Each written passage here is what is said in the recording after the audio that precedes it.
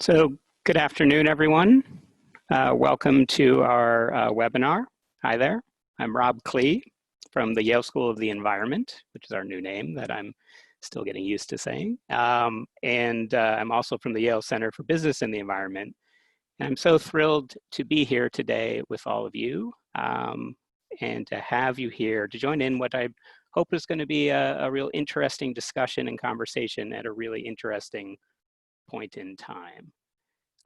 Just give me 1 second and I will rearrange my Zoom windows. Hopefully folks can see. Great. So today it's a time of pretty large uncertainty. Uncertainty on the pandemic, uncertainty about our economy, uncertainty regarding racial injustice, and yes, still uncertainty regarding climate change.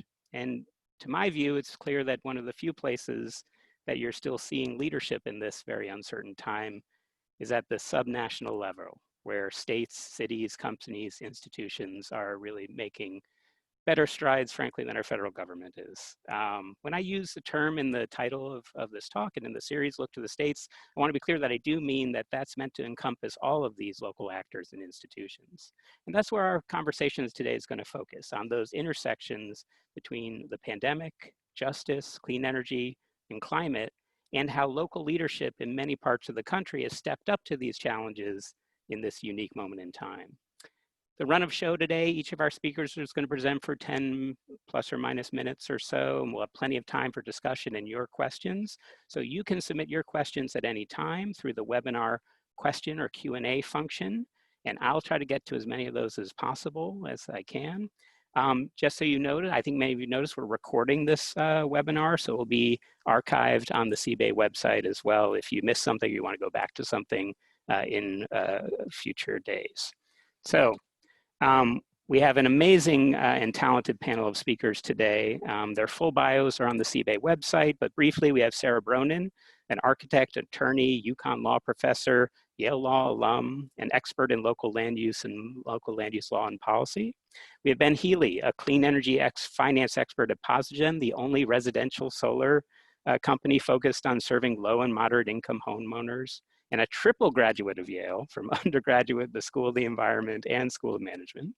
And we have Shalanda Baker, an attorney and Northeastern University School of Law Professor, who is the co-founder and co-director of the Initiative for Energy Justice.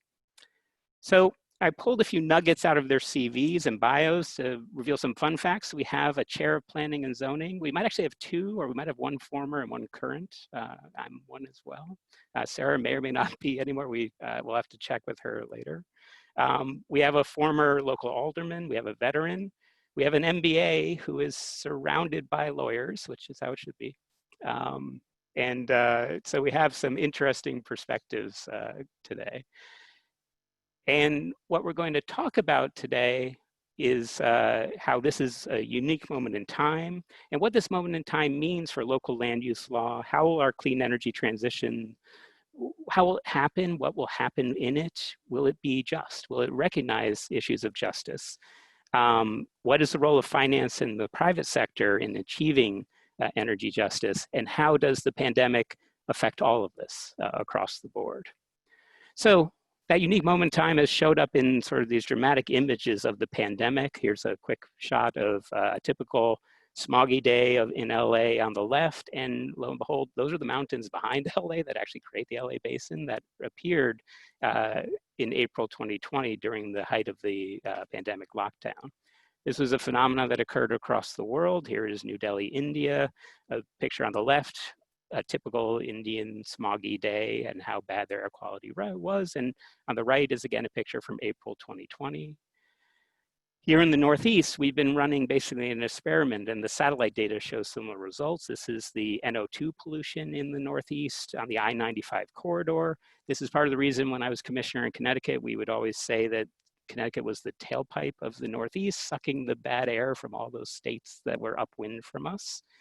And then in March 2020, during the height of the lockdown, you see that dramatic decline in emissions. So the largest emissions reductions were in the transportation fuels, the jet fuel, the gasoline.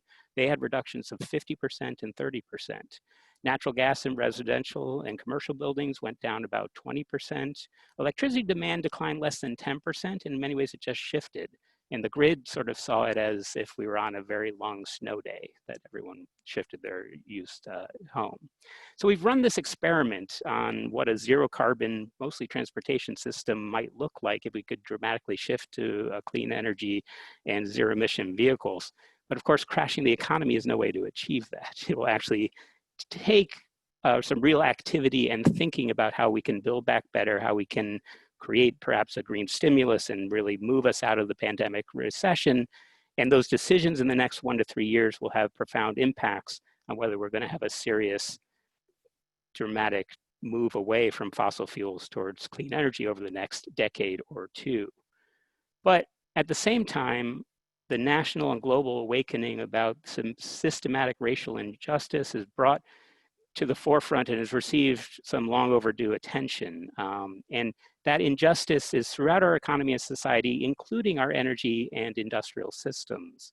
The pandemic also revealed that communities of color are at greater risk and are frankly dying in greater numbers. An analysis from late May found that in 32 states plus Washington, DC, African Americans were dying from COVID-19 at rates higher than their proportion of the population.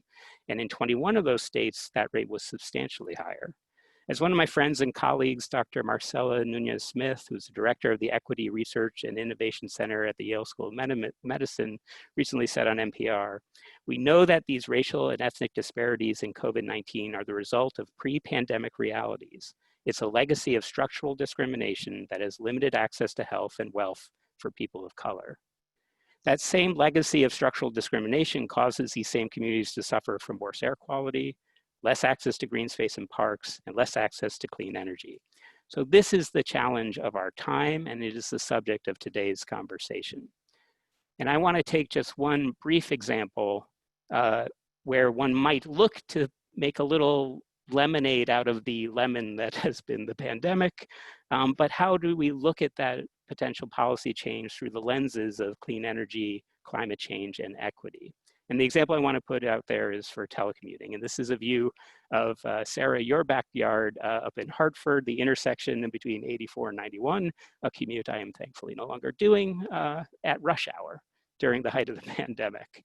The traffic counts dropped basically 40%, 70,000 fewer cars on the road from the time before the pandemic to when Connecticut instituted its statewide stay-at-home directives. Now, that 40% decrease in cars comes with a decrease in pollution, both local emissions and greenhouse gas emissions, which is a good thing. Before the pandemic, only about 4% of employees worked from home, but during the height of the pandemic, about half of our 135 million person workforce was working from home. And that could stick, for the next year or two to have almost a quarter of us working from home and telecommuting. Even if that only a portion of those folks work from home for some of the time, it will be the equivalent of taking all of New York's workforce permanently off the road if we did it at the national scale. So that would cause a dramatic change in the way cities and roads exist here. And it would open up opportunities for active transport, reduce the need for parking. It could really transform what it means to have a cityscape. But on the flip side, would people feel they no longer need to live in the city if they could telecommute? Would that put increased number of people in the suburbs? Is that suburban lifestyle sustainable? What about the challenges for public transit? Do people want to go into transit during time of a pandemic? But on the equity front, does everyone really have the ability to work from home? A statistic I heard recently was that if you make over $100,000, about 60% of those workers can work from home, and only about 10% have been laid off. But if you make under $40,000, over 40% of you have been laid off, and only 10% have the opportunity to work from home. That's an equity sort of big question about this potential for telecommuting, which on the surface seems like a good thing, an increase in telecommuting, but who actually has access to it and who has access to the high-speed internet? And those become additional sort of questions and concerns. So as you can see with this small example that I've shared, things get complicated very quickly. And that's why I've gathered a whole bunch of terrific speakers who are a lot smarter than I am to try to give you the answers to those sorts of questions and challenges and make sense of all this. So my first move is to pass the baton to Sara Bronin, who's an expert in local land use law. And she's going to talk about what a more sustainable, decarbonized city might look like and the role of local land use policy in achieving those outcomes, and how racial justice might be improved or hindered through better land use policy. It's simple stuff, right, Sara? And it is all yours. So Sara, the floor is yours. Great. I love how you characterize all of this as simple, because I've been doing the same thing recently and trying to frame the issue here. As Rob said, I'm Sara Bronin. Thank you so much, Rob, and the Yale Center for inviting me. Really appreciate it. So the title of this conversation is Decarbonizing During a Crisis, Looking Toward the State. But for my panel in particular, or my part of the panel, we can extend the title, as Rob suggested, to say states and local governments. So, that's where we're going to go during my discussion. As Rob said, I will focus on land use. And land use encompasses planning, zoning, housing policy in particular is one of the things I'm going to focus on today. And the reason I want to focus on land use is because there's so many different laws that we could have talked about today, but land use laws can have a direct effect on the way that communities are able to address climate, able to address COVID and the pandemic, and able to address issues of social equity. So as Rob said, the climate and COVID intersection right now is really interesting. So we see it here in Hartford, you see it in India too. How we design our cities affects climate, and including during the pandemic. Land use laws also affect our ability to respond to COVID. So here are just some images from different local papers around Connecticut, where I'm based, talking about how a gubernatorial executive order that dealt with outdoor zoning for outdoor uses, enabled the state to safely reopen. And so it was land use laws that had to be tackled before the restaurants could reopen, could move into sidewalks and parking lots, and even in some cases into public streets. Land use laws, of course, also affect equity and opportunity. And this is like a dissertation on its own, but simply put, the way that zoning dictates where housing can be built has had segregative effects for the last century, for the entire existence of zoning. So we're seeing some of the consequences of that today. All of these issues are intricately related. So climate issues are racial issues. COVID issues are related to race, and all of these things are very intertwined in ways that we can explore more in the Q&A. But my focus today is really local zoning.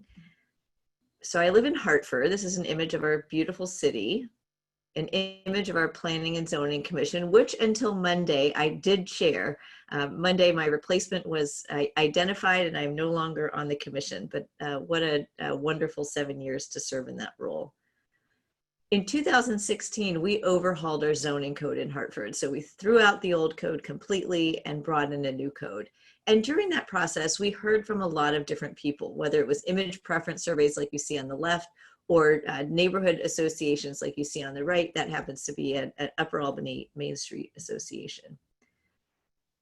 After a period of about 1.5 years of community meetings and very intense work on the code itself, we adopted the code in January 2016, and it was unanimous in one night. And so people think, wow, in a city like Hartford, which by the way is a very diverse city, it's about 15% white and it's very low income.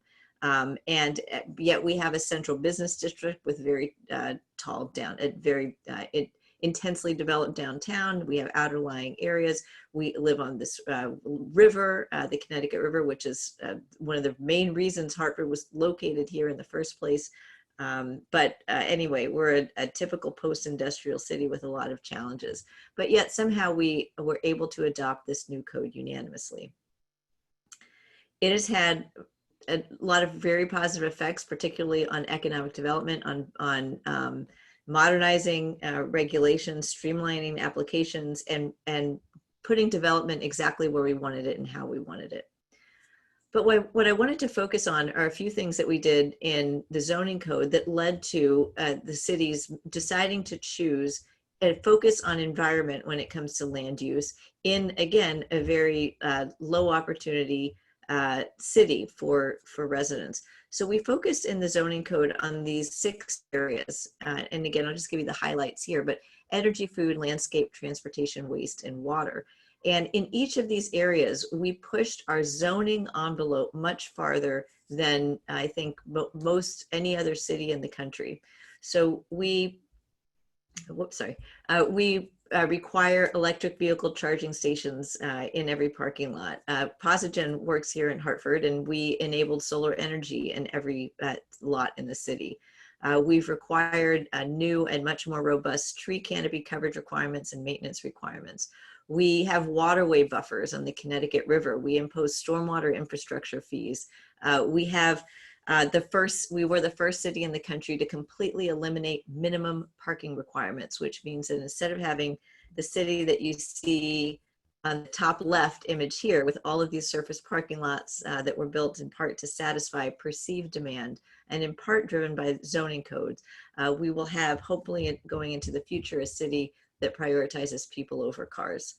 So we've done a lot of work on the regulatory sphere at the local level that I think has been recognized and I think demonstrates the ability of cities to lead in the areas of environmental control.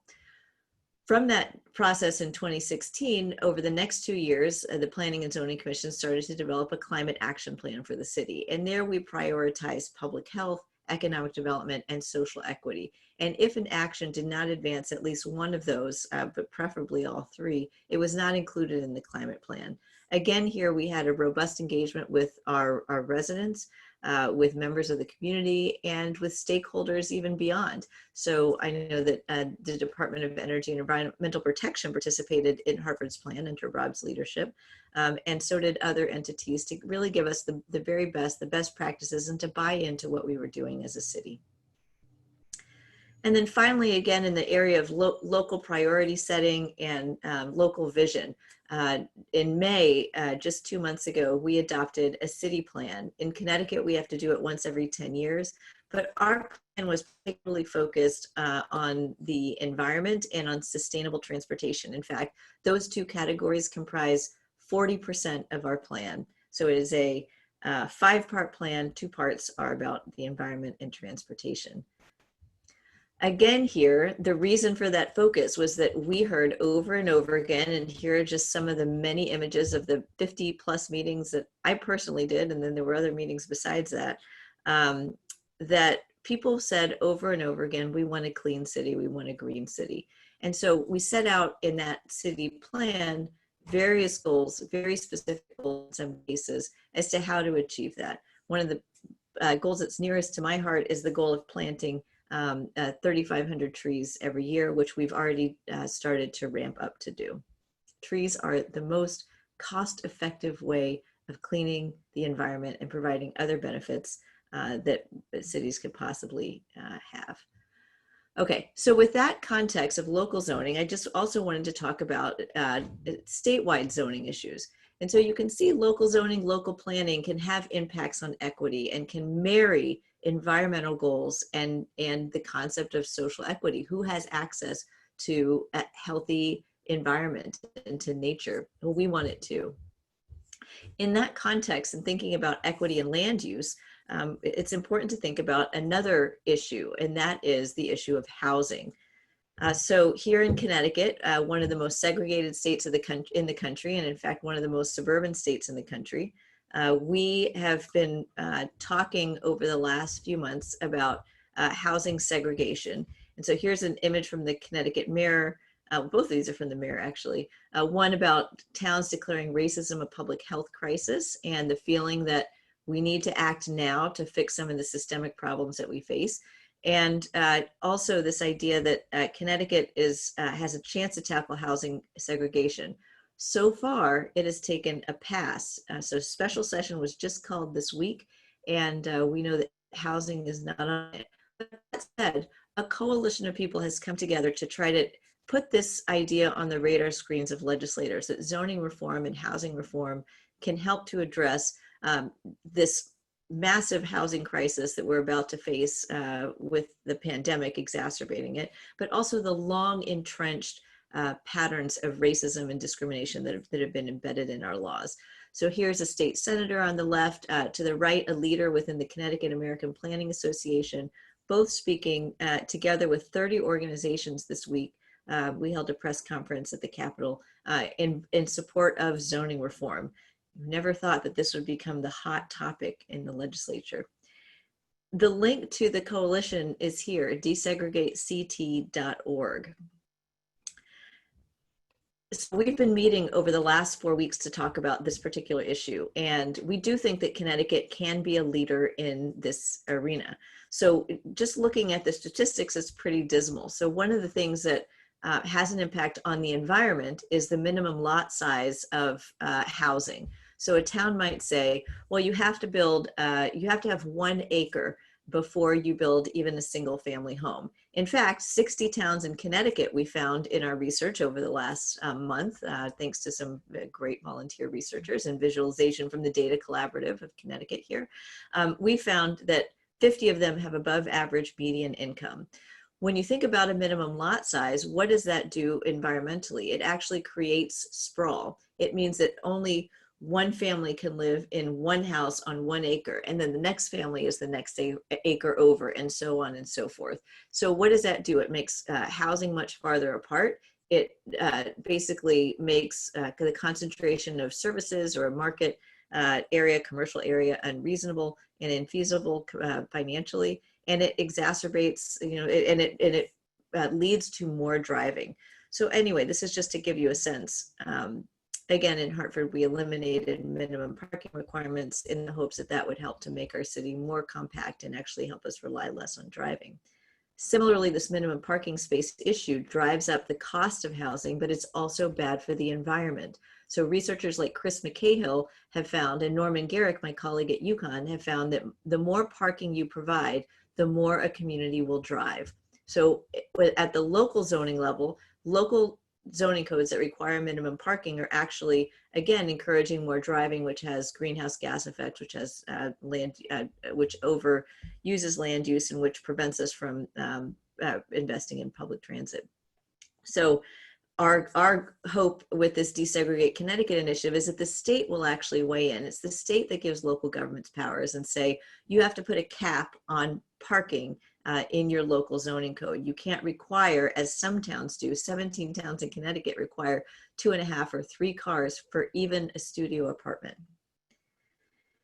And then finally, lot coverage. And this too might, at first glance, you might think, well, if you're minimizing the amount of building that might be on a site, it's actually good for the environment. Well, in fact, usually the opposite is true, because combined with minimum lot sizes, what you're saying is, on a very large lot, you can only build a very small house. And again, that exacerbates sprawl and leads to environmental degradation. At the same time, it leads to racial inequality and the inaccessibility of housing to low-income people and people of color. So these problems, as I said, they're all very intertwined. So here's just another example that shows that the towns that require the lowest maximum lot coverage are the wealthiest towns in the state. So just to summarize, the goals of Desegregate Connecticut in light of all of that information are to produce more housing in the places that make the most sense. So areas around transit, around commercial centers, areas where there are already concentrated nodes of activity, and within existing housing. So we've talked about accessory dwelling units. The second big goal is housing diversity, making more different kinds of housing. And again, that's really allowing more different kinds of housing. Lots of communities, about 24 in Connecticut, don't allow for anything but single family housing. And then finally, improving the process. And again, this is all available on our website, but we found that there are a lot of barriers to housing. some of those barriers are environmental barriers. So they are perceived environmental barriers, laws that environmentalists could better tailor to housing, but that we haven't done so to date. So I do think that environmental laws have to be better harmonized to enable good housing. Just last thing, this is an image that came up today on the Wilton Bulletin. Wilton is a town with a 1% Black population and an average home price of $800,000. One of their columnists put up this photo and said that this is the kind of housing that Desegregate Connecticut would like to build in Wilton. So you can see, I think the image speaks for itself, and I think the view speaks for itself. This is not going to be easy, even in a state like Connecticut, which is suffering economically from its lack of diversity in housing. But nonetheless, we should persevere. There's a few ideas for cities. Cities themselves can take the initiative to rezone to make housing denser, to eliminate minimum lot sizes, to eliminate minimum parking requirements, to concentrate housing near transit. They can do that even if the state doesn't act. We think it's more prudent for the state to act, so we think that the state should incentivize good zoning and prohibit bad zoning, and also take a look at those environmental laws that prohibit good housing. In any event, we really need to act now. We're in the midst of a crisis upon a crisis. And I do think states and local governments can take the lead. So with that, I'll end there, and I'm really looking forward to the other presentations. Great. Thank you so much, Sara. That was actually, you're getting a clap from your fellow panelists. Well done. And the questions are rolling in the Q&A. Keep them coming. We're going to get to them after our speakers. And our next up, and it's a great, I think, transition, I want to bring Shalanda Baker into the conversation to talk about these overlapping crises that we're facing: COVID, clean energy crisis, and crisis of systematic racism and discrimination. So Shalanda, you can share your screen and go unmuted. So Sara, you may need to stop sharing. Thank you. Wonderful. Okay. Oh, there we go.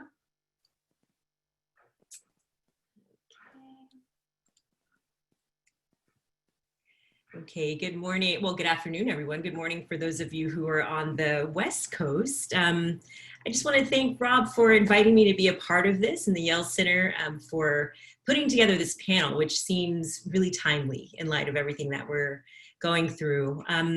I'm going to be focusing on connecting the dots. So connecting COVID to energy policy, and then also offering some opportunities for states to really play a role in innovating around issues of justice and equity.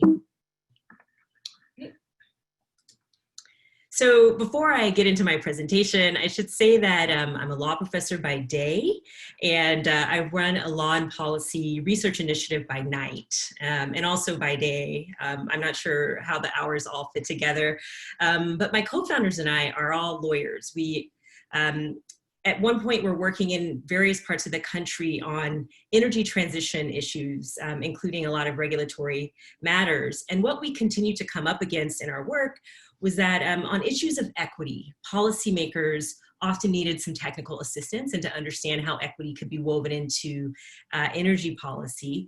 But we also found that frontline groups, so those who are going to be first and worst impacted by climate change, often found themselves thrust into energy policy conversations without being able to translate their ideas around social justice and equity into energy policy. And so we formed what is called the Initiative for Energy Justice to fill that gap between policymakers as well as frontline groups. And we do research around energy justice and making sure that that can fit into policy. This summer, we're working on a range of projects. We sort of had a lot of plans back in February and March, and then those really got scrapped or very much adjusted to deal with this extraordinary moment that we're all experiencing. And so today, I want to hit a few things. I actually want to drill down on what this moment is and what I see as happening in this particular moment. I think Rob did a great job teeing it up. But I want to drill down a little bit more as well into what I see as occurring. I also want to draw links between COVID and environmental justice issues, as well as COVID and issues of energy access. And then I'll end with sort of a frame of how policymakers at the state level can incorporate energy justice into their decision-making right now. And I see the energy system as being very much implicated in some of the inequities we're seeing manifest with the COVID-19 pandemic. So what is this extraordinary moment? I can actually think of no better word than a reckoning. It's a reckoning with ourselves, it's a reckoning with our systems, and the inequality that we have taken to be sort of a natural and immutable part of our social fabric.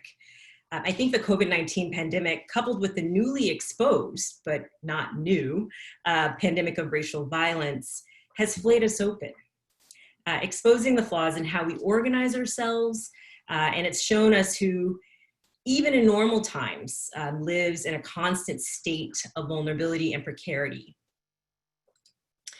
Early on in the pandemic, in April, which now feels like about 1,000 years ago, it became clear, as Rob said, that Black people were disproportionately impacted by the pandemic. And here is an example of some of those disproportionate impacts in terms of COVID-19 deaths. So for example, in Louisiana, we have Blacks comprising 32% of the overall population, but 70% of the deaths attributable to COVID-19. And in Chicago, bumping down to the very bottom of the slide, we have Blacks at 30% of the overall population, but comprising 69% of COVID deaths. So this is extraordinary in terms of the impacts of this particular pandemic on Black communities. But fast forward, so that was early on, right? About 1 million years ago in April. The 4th of July weekend, the New York Times analyzed racial data that it had to sue the CDC to obtain.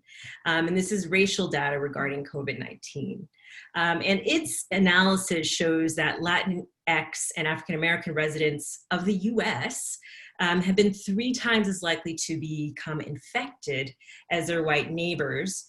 And Black and Latinx people have also been twice as likely to die from the virus as white people.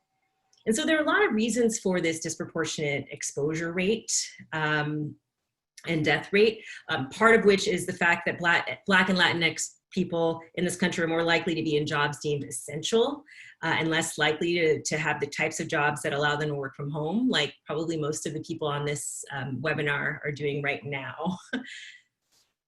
There are also some structural reasons for these disproportionate impacts. I think the disproportionate death rates are complicated, right? And we're probably gonna be doing research on this for many years to come. But I think we can trace a lot of the disproportionate death rates back to structural racism and back to the ways that the energy system has been designed.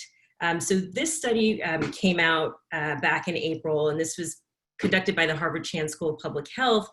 And they revealed that, their work revealed that air pollution was at least one contributing factor to the increase in the COVID-19 death rates among certain populations. And we know who those populations are. Those populations that tend to be disproportionately exposed to air pollution. But the findings from this study were essentially that long-term exposure to air pollution increases the likelihood that that a person will have one of the comorbidities, such as asthma, that leads to complications and death connected to COVID-19.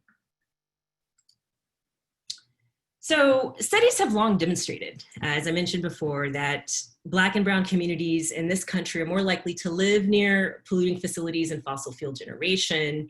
And in fact, for the past 30+ years, there's been an active area of scholarship and environmental justice scholarship, as well as an activist community sort of advocating to dismantle these disproportionate impacts. And here's a slide that shows just how much more Black and Latinx folks are exposed to pollution than they create. And then we see non-Hispanic white Americans being exposed to 17% less of the pollution that they produce. So there's clearly a disproportionate exposure here in America. And again, I can't see you all, but this is astounding, right? I mean, this is happening here, and this is a result of the way that we've designed our systems. And again, the energy system is complicit in this disproportionate exposure rate. Okay, so kind of taking it a little bit closer to home, these are not abstractions. So we've kind of talked big picture around, broad trends in the US, but I was really curious to understand what was happening here in my own backyard in Boston. And so here is a chart that shows exposure, or a map that shows exposure rates with respect to COVID-19. And I don't know how many of you are from the Boston area, but I've circled the communities that are traditionally majority people of color communities. So we have Dorchester, Roxbury, Mattapan, Hyde Park circled. And then just north of the yellow circle, northeast, there's a community called Chelsea, Mass, which is actually a community that has one of the highest COVID-19 infection rates in the country. And it is a predominantly Latinx community and immigrant community. It also happens to be an environmental justice community. So I just want to get this image in your mind and move to the next slide, which shows, which again is sort of consistent with, it's consistent with the idea that Black and brown communities also tend to be exposed to air pollution. And so this is an index of air quality here in the Boston area. And again, I've circled the same community. So Mattapan, Roxbury, Dorchester. And this image shows just how much these communities are exposed to air pollution in comparison to other communities in the surrounding area. And again, we have Chelsea, which is again to the north and east, also showing some pretty poor air quality within its area. So we've done an analysis of the exposure to COVID-19, which is here on the left, as well as respiratory data, and there's a significant overlap between sort of environmental justice communities, which tend to have a high exposure to air pollution, and communities of color, which are also exposed to COVID-19 at higher rates. Unfortunately, we haven't been successful in obtaining granular death data to really kind of drill down on whether or not these communities are also dying at higher rates. That data simply isn't available at this stage here in this area, but we're still working on getting it. But when you think about this, I mean, we have communities that are not only exposed to COVID, but also have suffered from decades of exposure to air pollution. And so for these communities who were, again, impacted by COVID, the link between a knee on the neck of a Black man or a brown person or an unlawful chokehold mirrors their day-to-day life in terms of exposure to pollution. They can't breathe, and they haven't been able to breathe. And COVID-19 has actually come for them in the same way that the fossil fuel industry and petrochemical industry have come for them over the past 50 plus years. The image on the right actually isn't from Boston. It is from a community called Port Arthur, Texas, which is actually my father's birthplace, but it is also the birthplace of the modern fossil fuel industry. It's a low-income, predominantly Black and brown community that even before shelter in place became sort of a part of the broader lexicon, that community was always sort of subject to shelter in place orders, where residents were ordered to go inside to cover their windows with plastic or other types of coverings, simply because the air was too toxic. And so again, the idea that we can't breathe is something new, is not new for those particular communities. And so I want to turn back to Boston for a minute. Again, thinking about some of the work that our team is delving into this summer.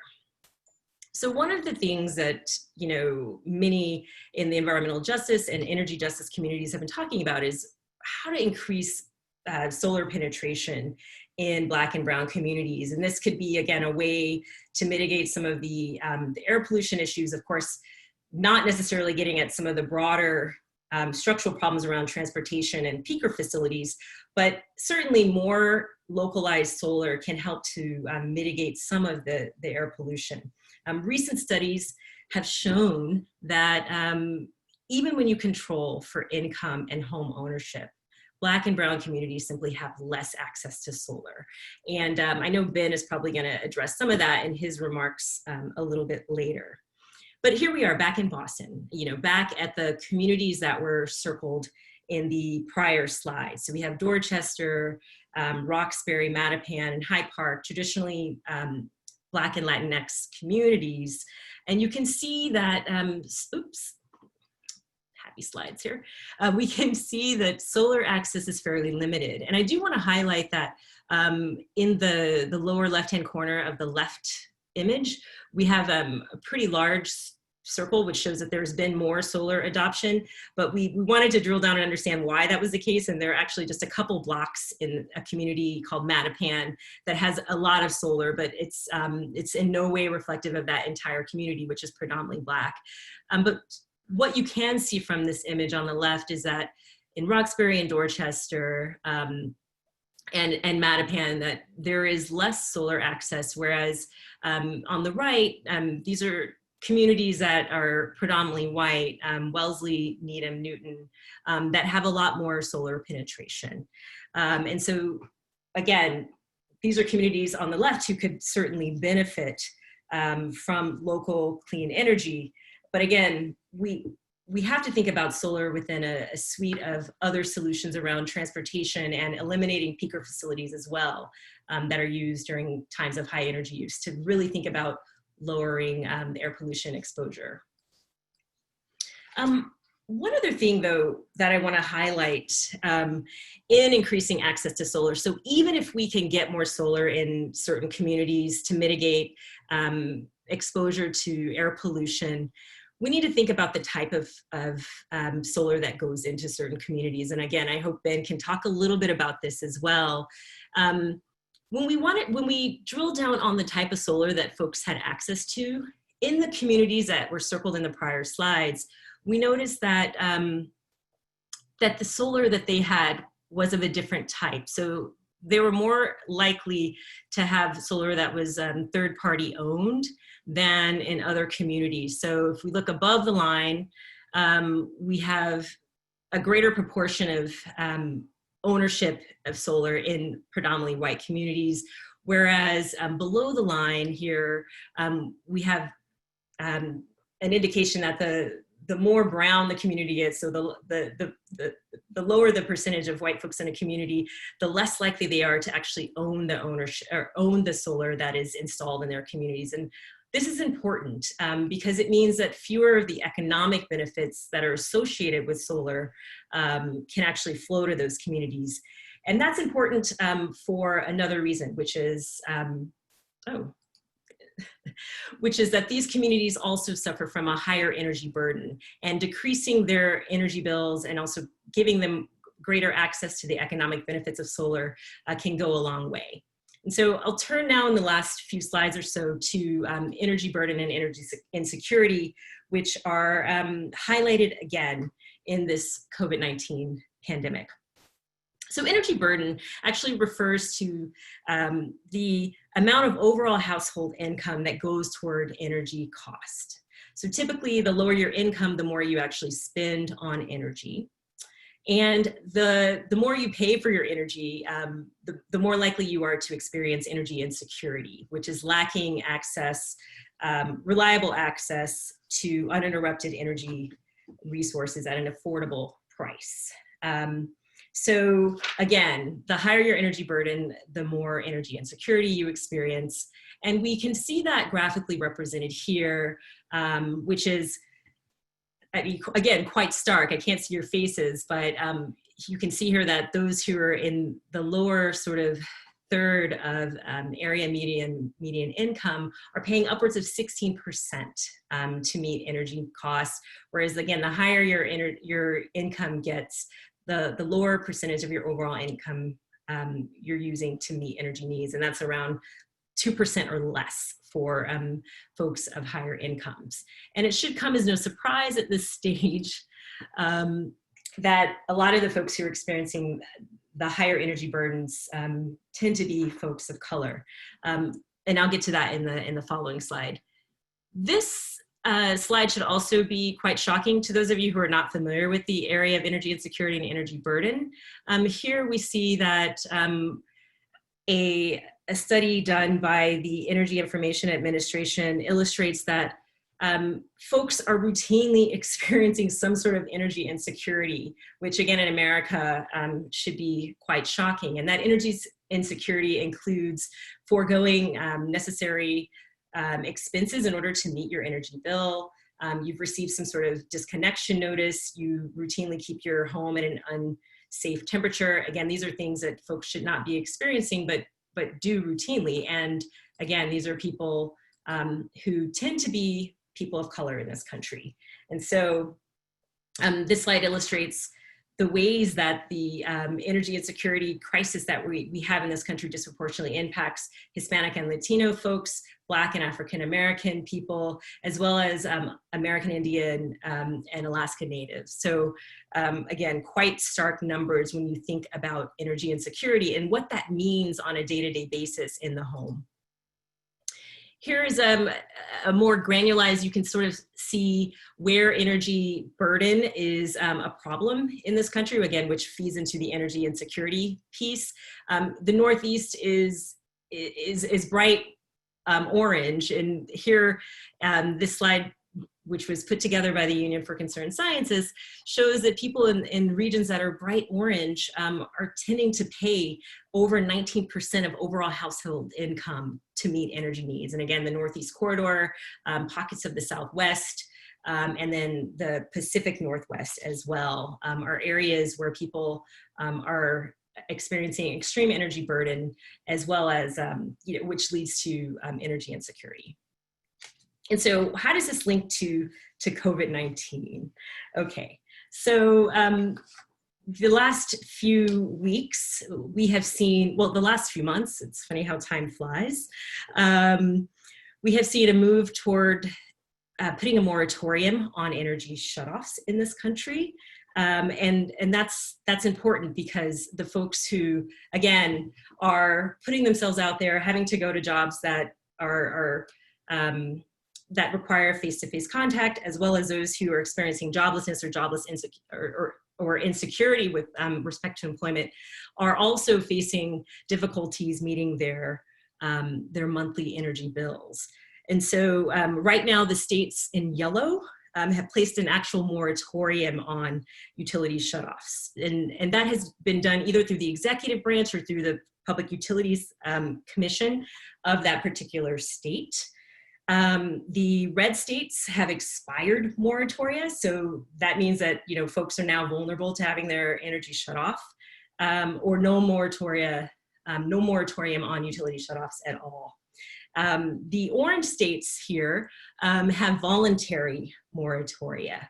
In a bit of good news, just this past week, the Rhode Island Public Utilities Commission extended its moratorium on utility shutoffs through November 1st, which is effectively through April of next year, because there is a moratorium on shutoffs during the winter months.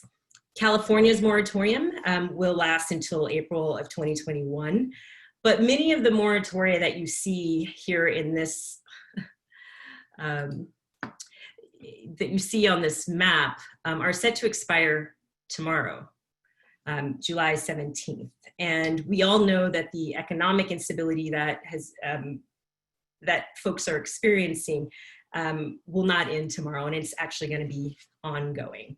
So with respect to the environmental justice issues and energy burden issues that have been highlighted, COVID-19 has exposed the many burdens that folks are facing and communities of color are facing. But with respect to the energy system, we now see that COVID-19 has exposed the way the energy system and the laws and policies that are essential to its design have placed more burdens on BIPOC communities, so Black, Indigenous, people of color communities, making them more likely to die or experience complications from the disease.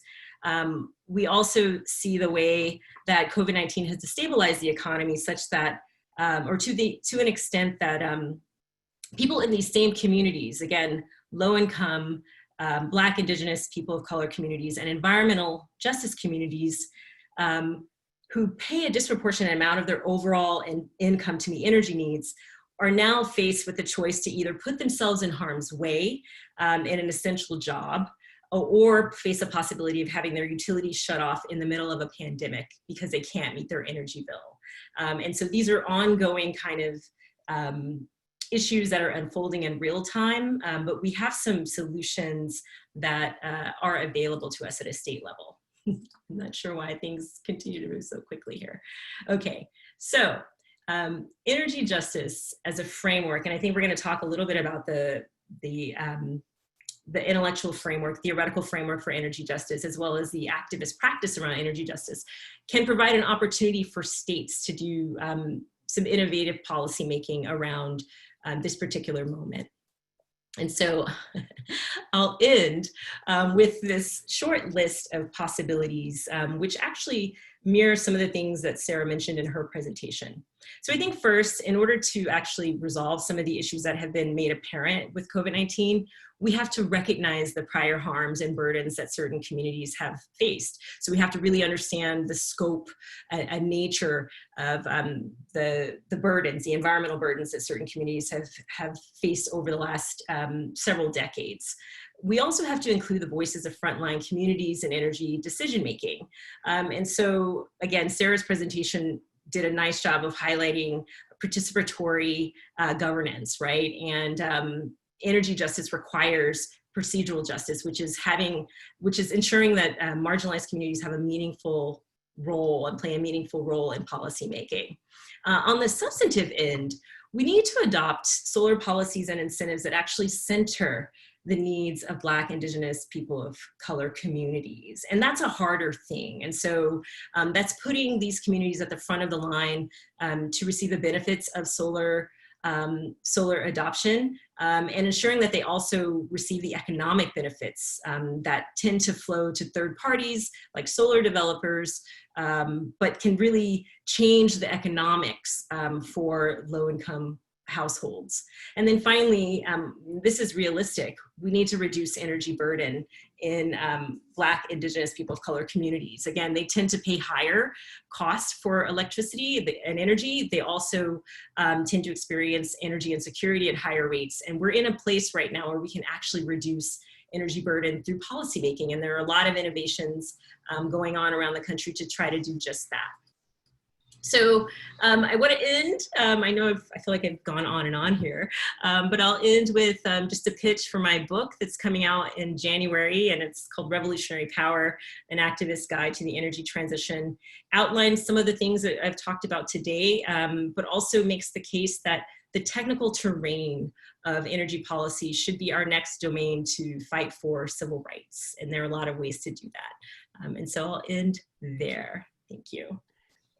Shalanda, that's a great place to end. And go back one slide just because those healing, hope, transformation, and love, that's a great, I'm going to try to end all of my talks with those things to keep in mind. And a great transition, I think, to our final speaker who is on the ground trying to put some of those principles into action and deploy more clean energy in low and moderate income communities. So Ben Healey, you should start sharing and go off mute. And the questions are fast and furious in the Q&A. Sara Bronin is a pro. She's been answering some of them on the fly as we're going. So Sara, keep that up as you want. But we'll, after Ben, we will get to all your great questions. So Ben, it's yours. Thank you, Rob. And I'll start by saying, before I even introduce myself, at first I was thinking, man, it's going to be great. It's going to be good to have some diversity, be the only non-law professor, on the webinar, and I'll show them what I've got. But after listening to Sara and Shalanda both speak, I'm not going to try and keep up. I'll just sort of stay in my lane, be a business guy, not try and wow you. Both of those, I learned so much, and really was also moved by some of the possibilities associated with the work being done. So I'll just start by saying that. Having said that, I've tossed up a slide that actually wasn't part of my original presentation, and I'm including it mostly as a response to Shalanda, some of your maps.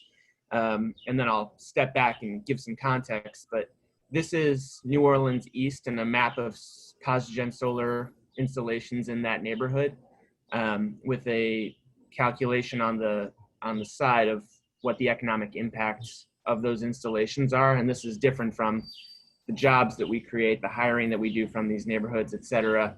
But as a response to sort of Mattapan, Dorchester, and you might not know, Shalanda, I worked in Fields Corner for several years early in my career, so know that red line strip very well. As a response to those maps, there is a path. This is possible.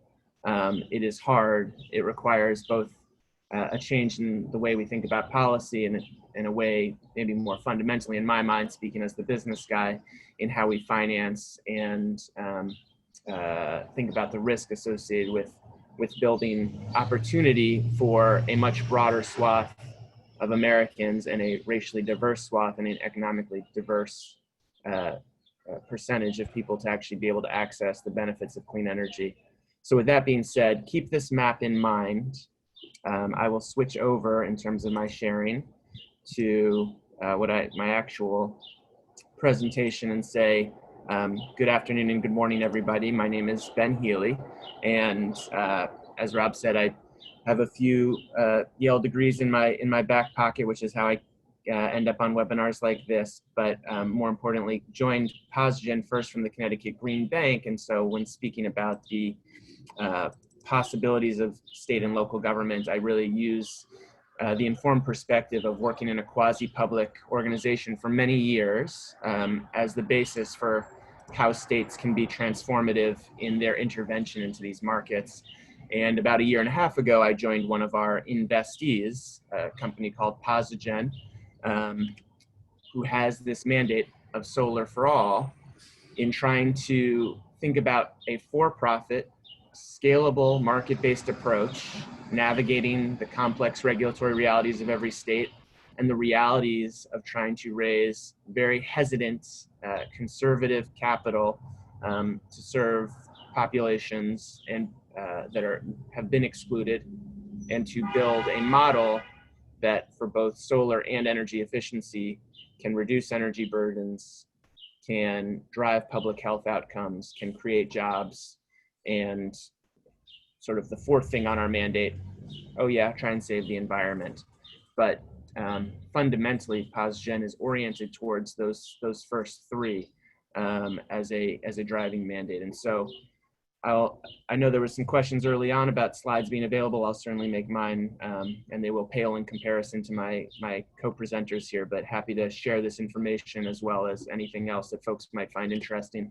My goal here is not a sales pitch by any means. I do that all the time when raising capital, but instead to sort of tell a story about what is possible for one little company. And while we have 16,000 customers based in Louisiana, but with a presence now in New Jersey and Connecticut, and ideally raising capital now to go across the country. So one little company that has shown a pathway towards success here, while recognizing immense hurdles still in front of us to try and actually bring this to the scale that we care about. So from 100 megawatts to multiple gigawatts being the goal. Very quickly, what does Posigen do? We are fundamentally a solar company, but we do solar plus energy efficiency for every home that we serve, for every homeowner that we serve. We are not community solar, so to be clear, we don't have a solution for the vast swaths of people that do not own their own homes. This has traditionally been a residential homeowner-based play. That doesn't mean we can't do multifamily and the rest, but the bread and butter of the company has been serving single-family homes. The key differentiators are that we don't require a FICO check. So anyone can come in regardless of credit score or history, regardless of income. We want to know if you pay your utility bill now, and we can save you money, that's fundamentally the deal, then we will offer you solar. And that chart on the right sort of shows that. But what it has meant is both by orientation, by underwriting, and by financing practice, we serve a much broader swath of the population, and we do so in a very targeted way, recognizing that those who will most value what we do are not folks for whom we can save, 30, 40, 50 bucks a month and, have a couple extra lattes at Starbucks that month when you're allowed to go to Starbucks. But for whom that's, school supplies, for whom it's groceries, for whom those savings really are impactful. And there's a business case to be made for that you might imagine, which is when we are able to save that kind of money for folks who really value it, it does a tremendous amount to lower the company's customer acquisition costs, because suddenly you have people who are true evangelizers. In Connecticut, for example, a woman named Susan Young from a family of Jamaican immigrants in Bridgeport tried to go solar with what we call our industry peers. We don't think we have competitors because mostly no one serves the population we do. She was told she couldn't for income reasons. She couldn't get financed. Heard about Posigen, came to us, became a customer, immediately lowered her utility bill several $100s a month. And when then she saw we were hiring, she said, well, I've never sold anything in my life, but I'm pretty sure if I tell folks my story, they might be interested in going solar as well with Posigen. And that's the case. And of course, as anyone who's an expert on this call will know, it's not just the solar that's delivering a chunk of the savings, but it's the energy efficiency wrap, which basically is a standalone offering. No one else in the industry does it to link those two. When you're serving folks that have lower income populations, you have deferred maintenance issues, you have generational homes that have been passed down, you have all sorts of opportunities to increase the comfort, safety, and overall energy burden reduction by doing the energy efficiency work.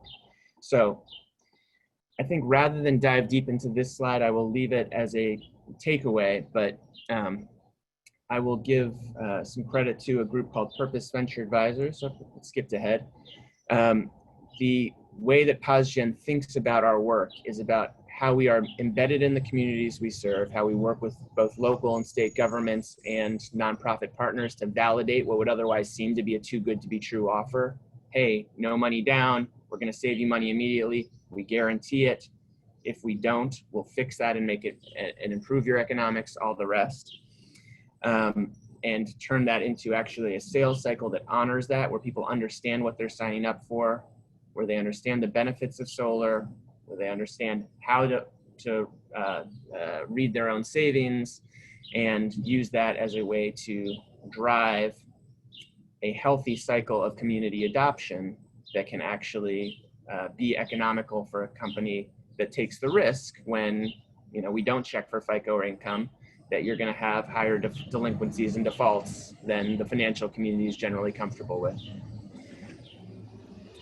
So just to break it down to the bread and butter, the reason Posigen can be successful is because our customers really do save meaningful dollars. And we offer a non-escalating lease. So we analyze up front how much they're going to save. And we make sure that that's going to continue to be the case because we're not playing games with assumptions around the future of utility cost increases. And to put it very bluntly, this isn't such a pretty set of charts, but it articulates a very key differentiator. Nobody else in the clean energy space has a customer base that looks anything like Posigen's, both in terms of demographics as well as the economics. If you look at the blue and orange bars on the histogram, you'll see the bulk of our customers are in households making less than 50K a year. It's a complete 180 from the rest of the industry. And it's focusing on those for whom the energy burdens are the highest and for whom, therefore, we can make the most difference. Now, we can talk about this. I'll try and keep this on the quicker side so we can have time for Q&A. But what's been fascinating about the COVID period is that, in fact, our customers are paying better than they ever had. Effectively, these are folks that are spending more time at home, are seeing the effects of higher energy bills, are wanting to lock in their solar savings with Posigen, and so our delinquencies are low. It's really remarkable. At the same time, let me skip this one, I'll go to sales. At the same time, in terms of sales, the sales have actually increased over these last several months on a monthly basis, and that really seems to be a word of mouth in the communities we serve that here is a solution that can help folks deal with what's a real challenge and a real concern going forward. So it's quite powerful. And as you might imagine, as I go around and talk to our investors about sort of the next stage of the company's growth, being able to tell this story that investors have always asked of Posigen. Yes, you've had good performance during a time of economic expansion. What happens when things get tough? And so if we talk about federal, local, state interventions, I think there are a set of questions to be asked around ongoing support given unemployment and all the other questions that we might ask about sort of general response policy in the time of pandemic. But for a company like Posigen and for sort of the broader story of the clean energy and the distributed energy industry, the Posigen story stands alone as a unique set of data points I don't think anyone else has, serving our population, demonstrating the performance and the excitement for what there is on offer.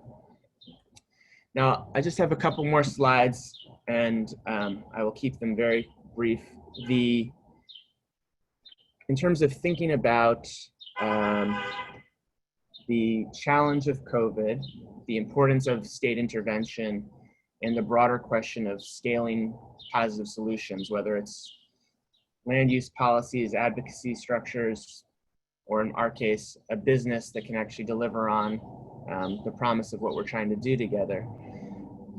The ability to have state institutions that have flexible, in the case of the Connecticut Green Bank, flexible capital that can take an analysis of the difference between the market's perceived risk of a population and what we think the real risk might be once you have actually, at some scale, proven out a model is huge. And so without getting into the weeds of LIBOR interest rates and all the rest, I would just draw folks' attention to effectively what the Green Bank was willing to do for Posigen in bringing the company into the Connecticut market and helping it be so successful and effectively helping Connecticut reach solar parity, meaning among low-income populations and census tracts and households equal, if not greater than the solar distribution as a percentage of higher income tracts, was the Green Bank saying, we will effectively take a second lien position, meaning a subordinate role in a capital stack, and rather than charging you exorbitant rates for that, we will provide concessionary financing that helps prove out the case and get to a level of scale. And for Posigen, there's tremendous amounts of local government partnerships that make a difference. Sara spoke about it, and the Hartford one sort of stands out as a highlight of some real good collaborative work in terms of how do you drive down permitting costs, how do you think about marketing and providing a good housekeeping seal of approval, and then you layer on top of that a financing strategy from a state-based institution, you can really be transformative.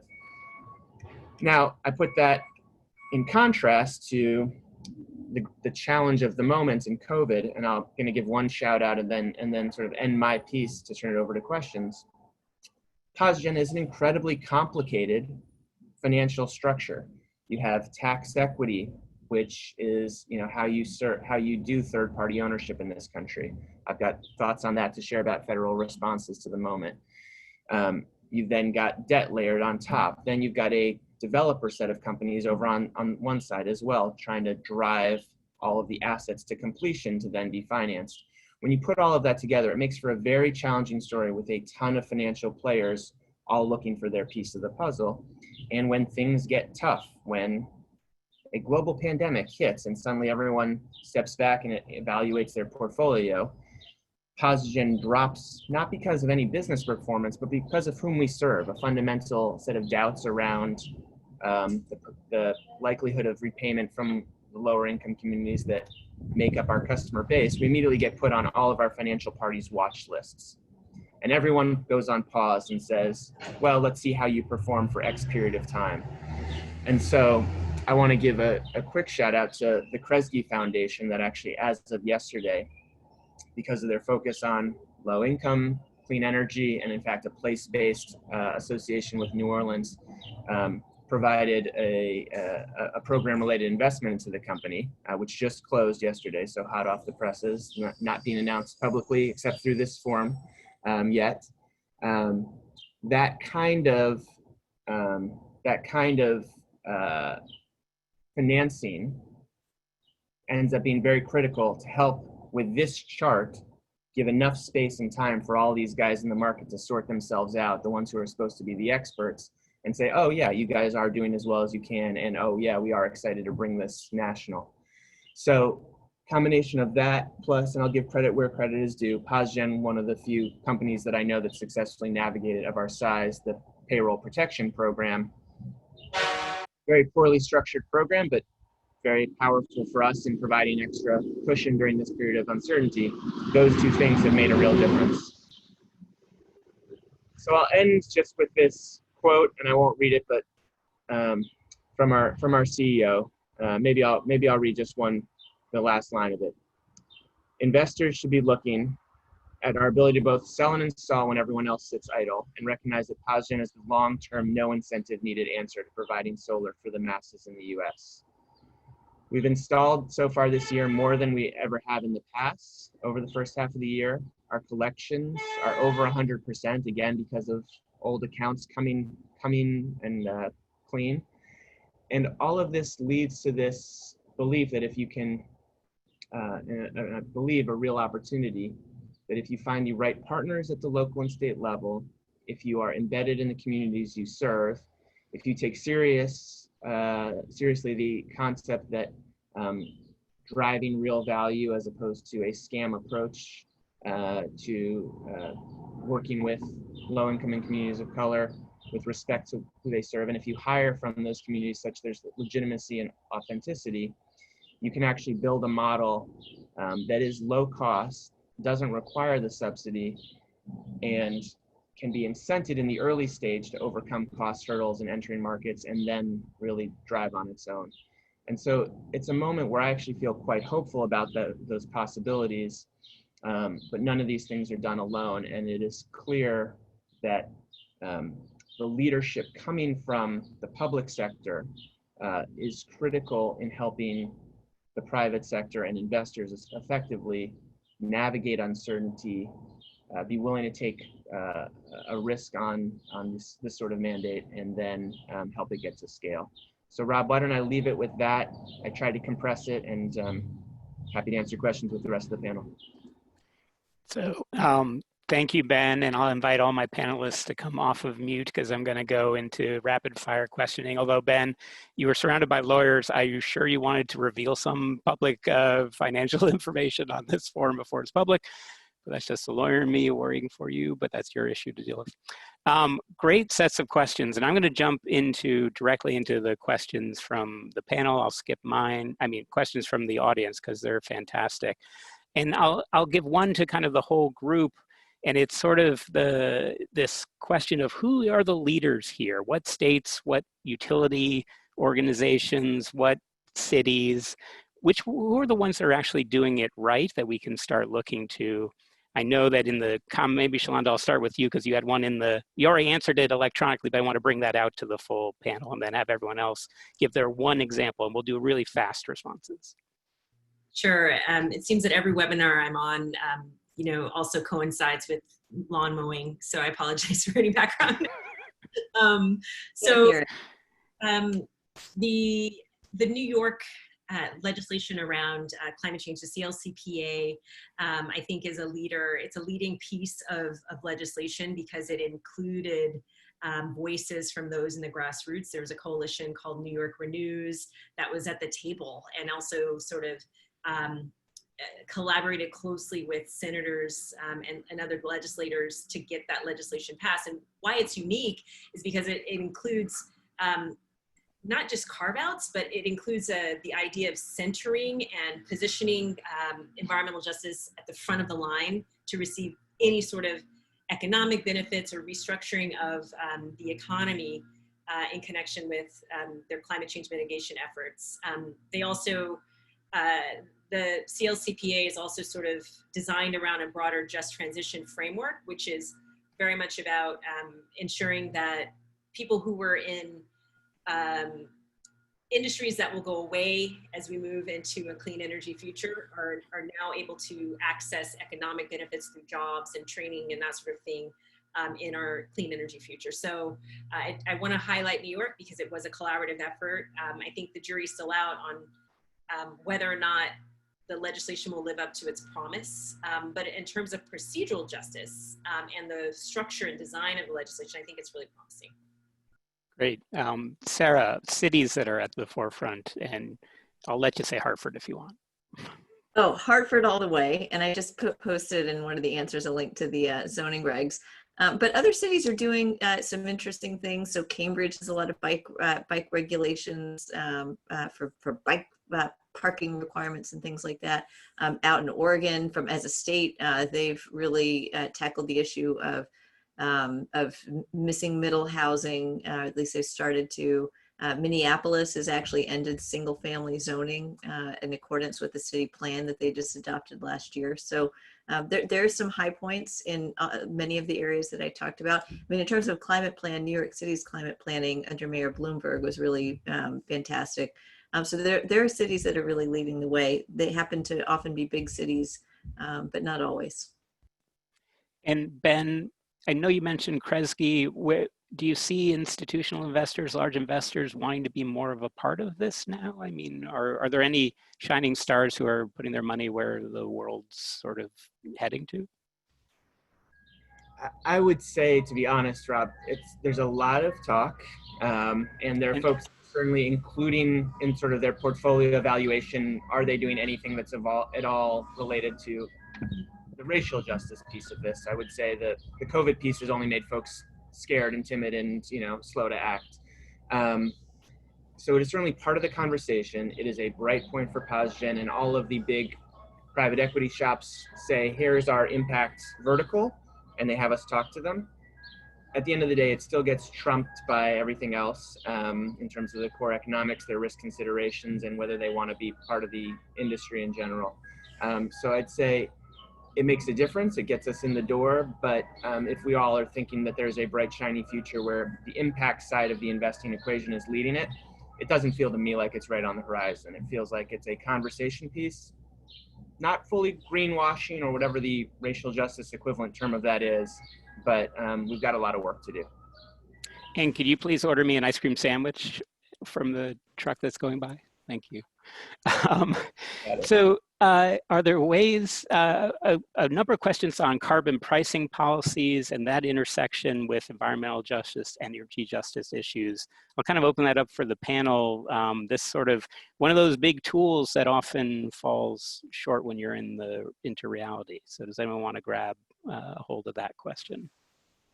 I'll start and defer to the professors if they have something to say, but I'll start with a bit of a twist while the ice cream truck goes by, and forgive me, which is to say, there was a question and answer with respect to one of Shalanda's points around solar ownership, and the question that came up was around, doesn't tax equity as it's structured incents third-party ownership? And so as someone who spends way too much time structuring tax equity deals, I would say before you even talk about new and big things that are super controversial, like, what shouldn't be, like carbon taxation, it's worth thinking about, or at least having in our minds, the fundamentals of how our country incents social policy through the tax code and how incredibly inefficient it is. Great for lawyers and accountants, so no offense to any on the call, but really a bad way, both in terms of who makes money and how hard it is to navigate, as well as the access that's therefore given. So if all you did was made the tax credit refundable, you would suddenly see a very different profile for who is able to access solar easily. You wouldn't require the specialized Posigens quite as strongly. And I would really have us think about it, because it's true in clean energy, it's true in affordable housing, it's true in preservation. It's just stupid policy. When it comes to cap and trade, I think there's a lot that you can look at the states already doing and how powerful that is without saying you have to go to the federal government level. When Jersey re-entered RGGI, for example, it provided a huge boost to a company like Posigen saying, yes, we want to be there. Hey, Shalanda's cat. By knowing that those proceeds per Governor Murphy are part of an environmental justice plan where we can make a difference. So I would leave it at that, but say you don't have to wait on a Biden victory, for example, to be hopeful here. No, and that's part of the looking to the states for leadership. Shalanda, or Sarah, do you want to follow on this sort of mix of economic tax, other incentives, and that intersection with justice and issues? And Shalanda, we did get to see at least we saw your cat, maybe who made a reappearance. I'm surprised she hasn't been involved earlier, or wasn't involved earlier. I think, yeah, I mean, I think I'll echo Ben's comments around the ITC and the incentive structure that we have for solar. I think we need to take a hard look at that, because if we're talking about structural transformation in low-income communities, and there is no ultimate opportunity for ownership, and they have sort of gains at the margins, I don't think we're going to get the structural change that we want. And so yeah, I mean, I think we need to take a hard look at that. I mean, obviously the ITC has done great things for the solar industry, even though it's sort of, you know, in its possible sunset. We'll see. But yeah, I just wanted to echo Ben's comments. I think we also need to really do a hard look, or give a hard look to cap and trade policies and potential impacts on environmental justice communities. There was a lot of conflict in California around how the benefits of that policy would be distributed in environmental justice communities, and a lot of controversy around that. And I think early reports and studies were that EJ communities were in fact disproportionately impacted by that, by the early, in the early days of the policy. So there's a lot more data that needs to be analyzed, I think, to really get to the root of some of these, but I think there are some of these issues, but I think some of it is low-hanging fruit as well. Shalanda, I want to dig deeper to that as a former regulator and a former sort of person who, and our agency made mistakes. We were moving fast. We thought we were doing innovative, pushing new things, and we didn't always take the time, or maybe even didn't know what questions we should be asking at the beginning, to our detriment. How would you educate us, or educate your public utility regulator, a whole world of folks who these are very new and not their typical sort of things to think about? I love that question, Rob. So I think there are a couple things going on. I can point to the California case study, because the California Air Resources Board was responsible for implementing the regulatory framework to implement the cap and trade policy, or to create a cap and trade framework. And I think there were environmental justice communities at the table actually vociferously arguing for a different type of approach. But they were outgunned by traditional big green organizations. So the Sierra Clubs of the world, who are well-funded, and in some cases, I think more often than not, have a blind spot around issues of equity and justice. So for me, if I were talking to a regulator about this, I would say, let's listen to all of the parties. I think environmental justice advocates actually have really great frameworks and answers to some of the questions that regulators have, but they're often outnumbered, out-resourced in the types of regulatory proceedings that matter.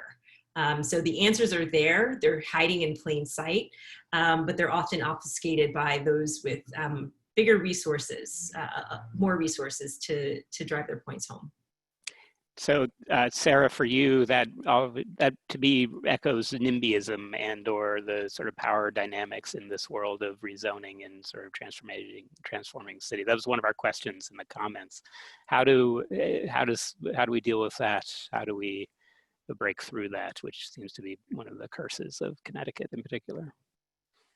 Yeah, so I actually think I'm a perpetual optimist. I think it'll all work out somehow, probably foolishly. But I do think that we have a moment right now where some of those feelings, those long entrenched feelings of NIMBYism, and I don't understand this, I don't want it because I don't understand it, are starting to fall away. And you can see that even here in Connecticut with Black Lives Matter marches and some very wealthy towns that have never seen this kind of activism before. And I think that is giving the space for some of these ideas that people may not have considered even a year or two ago to really start to be taken more seriously in towns that they've just been wholesale rejected in before. The other thing that I see is the influx, you probably saw in the Wall Street Journal, New Yorkers moving to Connecticut. I think when they get here, they're in for a culture shock in some of our wealthy suburbs. And I think that actually an influx of new people who have lived in different places can help to push for a change.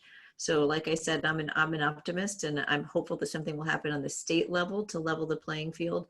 But even if that doesn't happen, I do see, even in the people who are contacting me through this Desegregate CT movement, how can I get involved? I live in Darien, I live in Weston, I live in Westport. I mean, these are towns that have really pushed against the idea of anything other than single family homes, and yet people are reaching out to try to get more active in their own communities. So it could be a community by community thing, but I think that the easier option is to try to get the state to weigh in.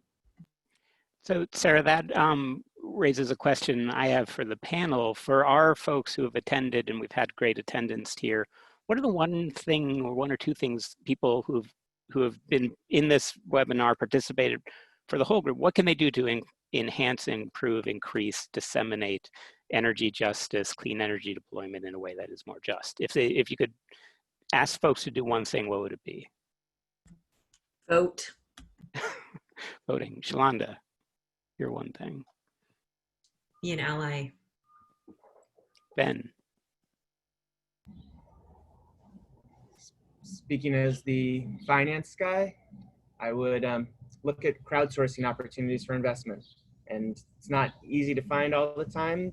It's not made to be easy in the current way we set up our capital structures, but think about how that's a possibility, maybe at a community level, and work on it. Great answers. I saw one question, and I may have scrolled past it, but it was this intersection between the clean energy and jobs and kind of, the workforce sort of questions to the whole panel in this period of transition and transformation away from a fossil fuel economy. Where do jobs come into play? How does that intersect with the work you're doing and how you think about these issues? And anyone jump in? I threw a quick answer up, I think, on that question as I'm trying to be responsive as we're up on time, which was to say, so there's certain jobs within Posigen, right? And you got to think about this with any organization, account management, sales, and some level of ops, where we really can hire directly without a tremendous amount of external training needed and just folks learn on the job. That's an expense for the company, and there's a lot of turnover, and these are really hard. I mean, we've changed the incentives in HR, for example, getting into the weeds, to hire for longevity as opposed to just filling a role, right? And these are things that you have to think about. We have on NGO partnerships, for example, we work with New Orleans Job Corps, and I think things like that are critical, but it's not nearly enough. And the partnerships aren't easy. We have to build them ourselves. And so a lot of these things, as in any complicated system, to Professor Baker's comments, right? It's about infrastructure and alignment as opposed to having to figure it out from scratch each time. And we could use help. I would just jump in and say, I'm not sure how many lawmakers, legislator types, or people who can influence legislators are on this particular webinar, but I think ensuring that climate legislation and renewable portfolio standards are comprehensive is key. So we have to think about how these systems work together. And I think that's why I like the Climate Leadership, Climate Protection Act in New York, because it thinks about these systems and it thinks about jobs and how to ensure that certain folks are, again, centered in this transition. But it has to come from that top-down place, because all of the other frameworks flow from that goal-setting place, right? If we're going to do aggressive greenhouse gas mitigation, there are many different programs that flow from that, but they have to include these issues of equity, these issues of job creation, but on a systems level. So I'm looking at the clock. It looks like we're nearing the last minute, but I wanted to highlight one of the other things in the great Q&A, which my panelists have been doing fantastic multitasking by actually responding in the Q&A, about energy and clean energy as a right or as a fundamental right. And I want to sort of end on this sort of rights sort of framework. Sarah, do you want to jump in on that? Yeah, I mean, that's how we view clean energy here in Hartford. Our low income, very diverse population has said, we deserve clean energy. We deserve access to the same kinds of things that you might have if you can install solar out in the suburbs. I mean, one of the things that we didn't talk about was even basic property rights, where you can place solar energy. I wrote a paper about this 10 years ago now, called Solar Rights. I put a link to it. Property law actually constrains the market and constrains people's choices, and energy law too, because where you can actually site these panels, how you can share them. It is for us, which has a very small percentage of homeowners, a lot of renters instead. How do renters get access to clean energy? And we're hoping for change. I mean, we've included even that kind of thing in our plans, because we know that people here deserve to be served by clean energy just as much as they do anywhere else. Actually, we have a whole energy improvement district that's expanding solar on our landfill that will hopefully go into the be connected to community residents, and so we're really trying a lot of different things. But clean energy, I think, is a demand. It's a right. It's a right. So I think we're willing to say that here. Other final comments, Shalanda? I think you're. I'll just add, if we think about the ways that communities of color, predominantly Black communities, have indirectly subsidized the energy system for the last 50 or so years, we should be thinking about, ways to reduce their burden. And, one area that I've become just increasingly interested in, particularly with this COVID moment, is capping how much certain households pay for energy. And that's really, that's possible. Places like DC are considering that. California is considering a percentage income payment plan program for households, which would cap energy expenditures at 4 to 6%. And that's, again, that's a fourth of what some of those households are paying, and that can make a real difference in the economic justice aspect of this. And Ben, any final thoughts looking at the clock? I think the panelists have said it well, and I don't like to go past when people are promised to be able to leave. Thank you for the opportunity, Robin, for getting to learn from these amazing minds, and the questions were great. Yeah. So, no, thank you. Yeah. No, and I will echo that thanks to a wonderful group of panelists, an amazingly engaged set of Q&As. So all this will be recorded, including the Q&As. You'll have I think all of our panelists will hopefully get our presentations accessible as well. And really in the spirit of this sort of new world where we can be virtual, I really love the human elements of these virtual webinars, whether it be the Mr. Softy truck, or cat, or the like. So everyone out there, thank you for participating. Stay safe, stay healthy. It was really a pleasure to be with you all. Thank you so much. Bye. Bye.